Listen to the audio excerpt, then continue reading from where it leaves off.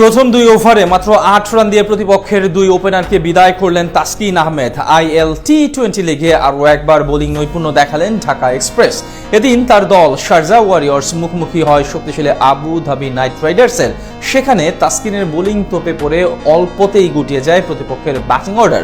তবে low scoring ম্যাচেও লড়াই হয় হাড্ডাহাড্ডি। সেখান থেকে ম্যাচের ফলাফল এবং টাইগার পেসারের পারফরমেন্স নিয়ে বিস্তারিত জানবো রিপোর্ট। নিজের প্রথম আইএল টি-20 লিগ আসর খেলতে গিয়ে প্রায় প্রতিদিনই বল হাতে উইকেট পাচ্ছেন তাসকিন আহমেদ। শারজাহ ওয়ারিয়র্সের মিন বোলার যেন বনে গেছেন ডানহাতি এই স্পিন স্টার, যার ব্যতিক্রম ঘটেনি আজও। 7 ম্যাচে 5 পরাজয় নিয়ে টুর্নামেন্ট থেকে এক প্রকার ছিটকে যাওয়ার পথে ফ্র্যাঞ্চাইজিটি। এমন গুরুত্বপূর্ণ ম্যাচে বল হাতে দারুণ করেন ঢাকা এক্সপ্রেস। এদিন আবুধাবি নাইট রাইডার্সের বিপক্ষে টস জিতে আগে বল করার সিদ্ধান্ত নেয় তার দল শারজাহ ওয়ারিয়র্স।